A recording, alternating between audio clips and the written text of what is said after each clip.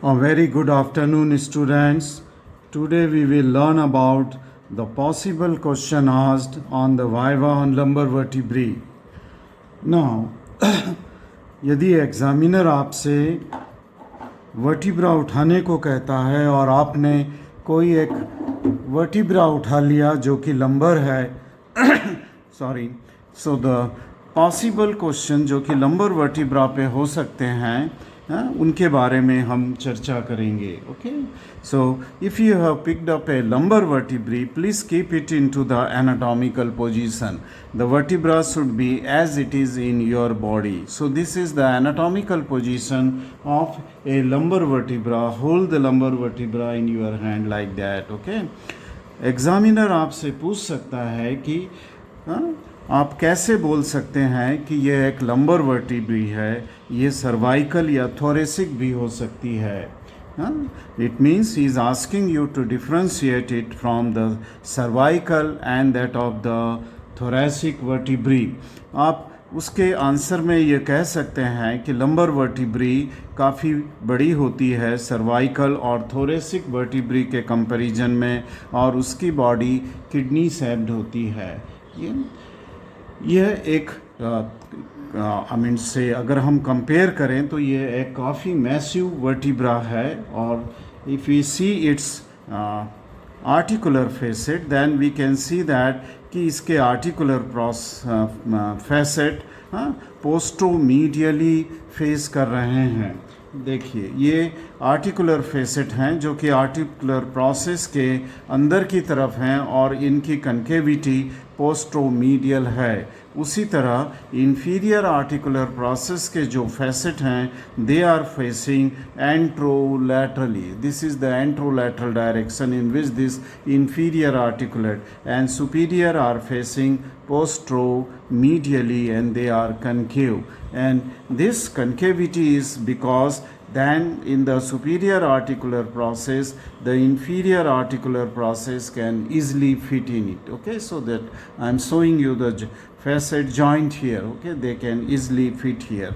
So this is how you can say that it is a lumbar vertebrae. But important thing is that its transverse process as anteroposteriorly flattened.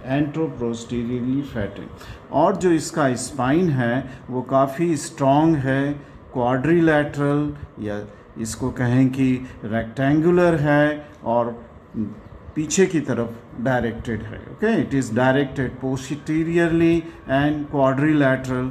Transverse process as I say that is thin and anteroposteriorly flattened है. ठीक है ना. Now अगर आप differentiate करें कि यह cervical क्यों नहीं है, ही can ask you that why it is not cervical. You can say that cervical vertebrae 1 से लेके 7 तक वर्टिब्री का एक इम्पॉर्टेंट कैरेक्टरिस्टिक है जिससे हम सर्वाइकल वर्टिब्री को आइडेंटिफाई करते हैं कि उनकी ट्रांसवर्स प्रोसेस में एक फोरामिना होता है जो कि वर्टिब्रल आर्टरी के पैसेज के लिए होता है. ट्रांसवर्स प्रोसेस छोटी होती हैं with anti and posterior tubercle, और ट्रांसवर्स प्रोसेस में फोरामिना ट्रांसवर्सेरियम होता है. यहाँ पर ट्रांसवर्स प्रोसेस में कोई फोरामिना नहीं है, इसलिए ये सर्वाइकल नहीं हो सकती. So it can not be a cervical because it is not showing the foramina transversarium. Then he has you can differentiate it from thoracic vertebra. Thoracic vertebra heart से बॉडी होती है, और सबसे जो इम्पॉर्टेंट आइडेंटिफिकेशन पॉइंट होता है thoracic vertebrae का वो ये होता है कि उसकी बॉडी के ऊपर डेमी फैसेट या कंप्लीट फैसेट रिब का हेड का होता है. So the costal facet are found on the body of the thoracic vertebra from 1st to 12th.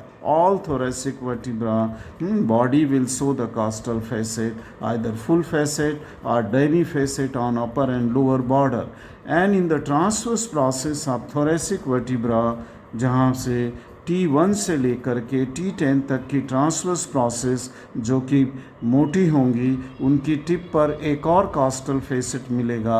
Okay, जो कि ट्यूबरकल ऑफ रिब के लिए होगा. सो बॉडी और ट्रांसवर्स प्रोसेस पे कॉस्टल फेसेट मिलते हैं T1 से T10 और 11 एंड 12 में सिर्फ वो कॉस्टल फैसेट बॉडी पे होते हैं।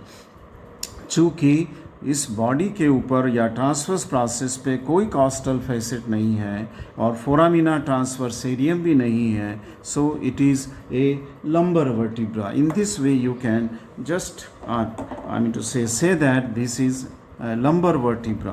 Then he can give you this vertebra, okay, which is the L5 vertebra, and can ask you what is the difference between these two vertebra.